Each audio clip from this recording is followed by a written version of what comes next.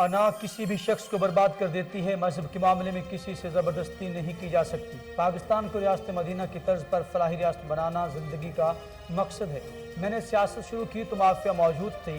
وزیر اعظم عمران خان کا معروف امریکی اسلامی اسکالر شیخ حمزہ یوسف کو انٹرویو۔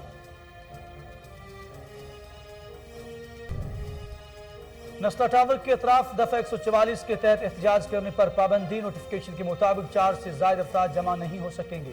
غیر متعلقہ افراد کی جانب سے احتیاطی رکاوٹیں عبور کرنے پر بھی دفعہ 144 کے تحت کارروائی ہوگی۔ پابندی کا اطلاق عمارت مکمل مسمار ہونے تک برقرار رہے گا۔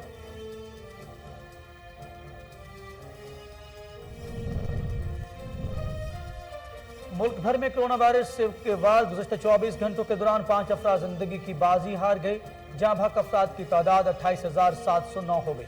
مزید 303 کیسز رپورٹ۔ کورونا کے ایکٹیو کیسز کی تعداد 13,719۔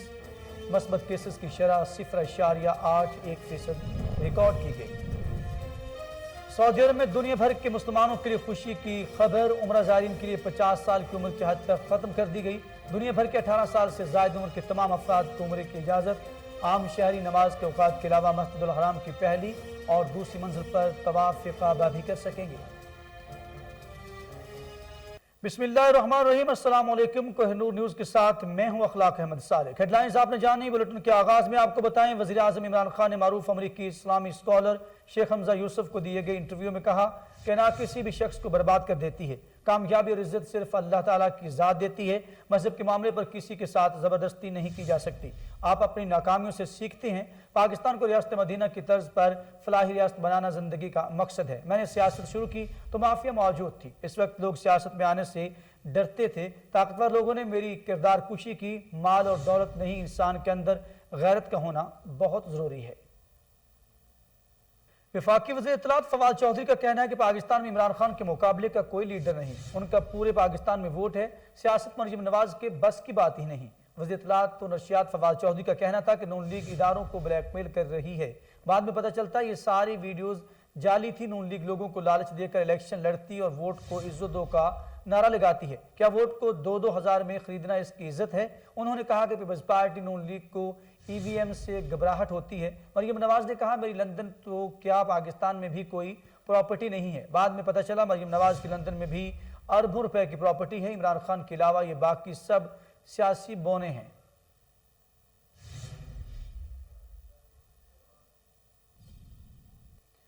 دوسری طرف پی ڈی ایم کے سربراہ مولانا فضل الرحمان نے کہا کہ پاکستان کو کسی دوسرے ملک کی کالونی نہیں بننے دیں گے۔ جن کو ہم پر مسلط کیا گیا ان کی کوئی حیثیت نہیں، انہی لوگوں نے معیشت کی کشتی ڈبوئی ہے۔ مولانا فضل الرحمان نے کہا کہ پاکستان کے وہ ادارے جو ملک کی حفاظت کے دعوے دار ہیں، اگر چور راستے سے لوگوں کو لاتے ہیں تو تباہی کے ذمہ دار وہ بھی ہیں۔ ملک کے فرض دگنے ہیں۔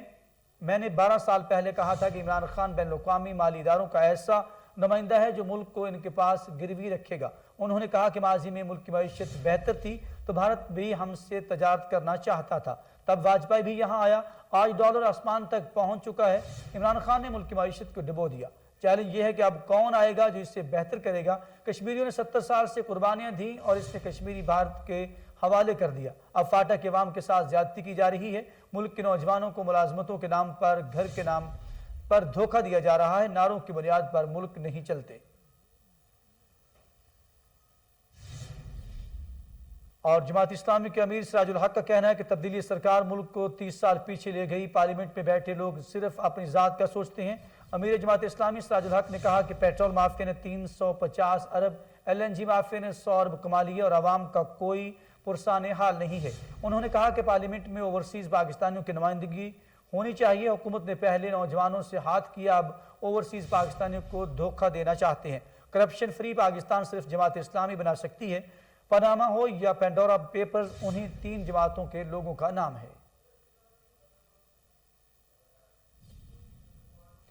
آگے بڑھیں اور آپ کو بتائیں، وزیر منصوبہ بندی اسد عمر کا کہنا ہے کہ گرین لائن منصوبے کا تفصیلی جائزہ لیا ہے اور اب 25 دسمبر سے کمرشل آپریشن کا آغاز کر دیا جائے گا۔ وزیر منصوبہ بندی اسد عمر نے ٹویٹ میں کہا کہ کل کراچی گرین لائن منصوبے کا تفصیلی جائزہ لیا۔ انشاءاللہ اگلے 10 دن میں یہ منصوبہ ٹرائل آپریشن کے لیے تیار ہوگا۔ تقریباً 2 ہفتے ٹرائل آپریشن کے بعد 25 دسمبر کو کمرشل آپریشن کا آغاز کر دیا جائے گا۔ وزیر اعظم عمران خان کراچی آ کر منصوبے کا افتتاح کریں گے۔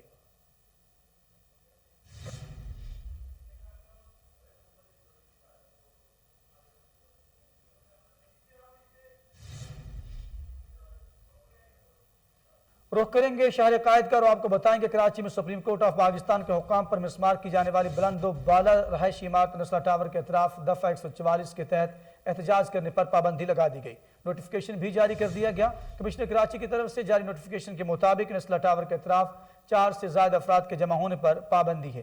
نوٹیفیکیشن میں کہا گیا کہ 4 سے زائد افراد کے نسلا ٹاور کے اطراف جمع ہونے اور غیر متعلقہ افراد کی جانب سے احتیاطی رکاوٹیں عبور کرنے پر بھی دفعہ 144 کے تحت کارروائی ہوگی۔ نسلا ٹاور کے باہر بلڈرز اور متاثرین کے احتجاج کے بعد پیدا ہونے والی صورتحال پر ڈی سی ایسٹ نے کمشنر کراچی سے دفعہ 144 لگانے کی درخواست کی تھی۔ پابندی کا اطلاق نسلا ٹاور مکمل مسمار ہونے تک برقرار رہے گا۔ اور اب ایک نظر قاتل وارث پر۔ ملک بھر میں کرونا وائرس کے وار گزشتہ 24 گھنٹوں کے دوران 5 افراد زندگی کی بازی ہار گئے۔ جاں بحق افراد کی تعداد 28,709 ہوگی، جبکہ مزید 303 کیسز رپورٹ ہوئے۔ کرونا کے ایکٹیو کیسز کی تعداد 13,719 ہے۔ ملک میں کرونا مثبت کیسز کی شرح 0.81% ریکارڈ کی گئی۔ NCOC کے مطابق وائرس سے متاثرہ 946 مریضوں کی حالت تشویشناک ہے۔ گزشتہ 24 گھنٹوں کے دوران 36,979 کرونا ٹیسٹ کیے گئے۔ اب تک ملک بھر میں 2,19,13,668 کرونا ٹیسٹ کیے جا چکے ہیں۔ گزشتہ روز کرونا کے 172 مریض صحت یاب بھی ہوئے، جس کے بعد مرض سے نجات پانے والے افراد کی مجموعی تعداد 12,41,761 ہو گئی۔ لاہور میں ڈینگی کا ڈنگ تیز۔ گزشتہ 24 گھنٹوں میں مزید 88 کیسز رپورٹ ہوئے۔ ڈینگی کے باعث لاہور سے مزید 3 اموات ہوئی۔ گزشتہ 24 گھنٹوں کے دوران صبح بھر سے ڈینگی کے 113 مریض رپورٹ ہوئے۔ گزشتہ روز لاہور سے ڈینگی کے 88 مریض رپورٹ ہوئے۔ گجرانوالہ سے ڈینگی کے 7، راولپنڈی سے 4، جبکہ ملتان میں 3 مریض رپورٹ ہوئے۔ گزشتہ روز فیصل آباد، بہاول نگر، گجرات اور شیخو پورہ سے ڈینگی کے 2 مریض رپورٹ ہوئے۔ گزشتہ روز چکوال، خانوال اور ننکانہ صاحب سے ڈینگی کا 1 مریض سامنے آیا۔ رواں سال پنجاب بھر سے اب تک ڈینگی کے کیسز کی کل تعداد 24,921 ہو چکی۔ رواں سال لاہور سے اب تک ڈینگی کے 17,788 کیسز سامنے آئے۔ رواں سال پنجاب بھر سے ڈینگی بخار کے باعث 142 افراد جان کی بازی بھی ہار چکے ہیں۔ گزشتہ روز پنجاب میں ڈینگی بخار کے باعث 4 اموات رپورٹ ہوئیں۔ ہلاک ہونے والوں میں 3 افراد کا تعلق لاہور، جبکہ شیخو پورہ سے 1 ہلاکت رپورٹ ہوئی۔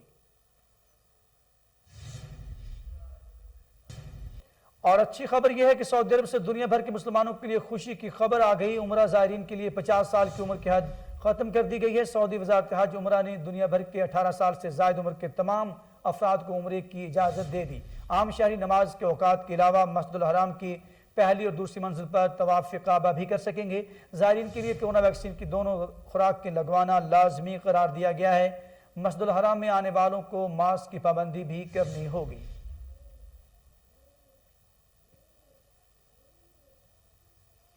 سینئر پاکستانی اداکارہ بشریٰ انصاری کو مرحوم گلوکار اور نعت خواں جنید جمشید کے ساتھ گزرے خوبصورت لمحات یاد آ گئے۔ بشریٰ انصاری نے انسٹاگرام پر جنید جمشید کے ساتھ اپنی ایک مونوگرام تصویر شیئر کی۔ انہوں نے تصویر کے بارے میں بتایا کہ یہ تصویر 90 کی دہائی کی ہے، جب وہ اور ان کے پیارے دوست جنید جمشید اکٹھے شوز کرتے تھے۔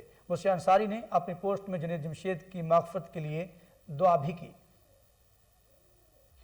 اور اسی کے ساتھ ہی نیوز اسٹوڈیو سے فی الوقت کے لیے اتنا ہی۔ مزید خبروں اور اپڈیٹ کے لیے آپ دیکھتے رہیے کوہ نور نیوز۔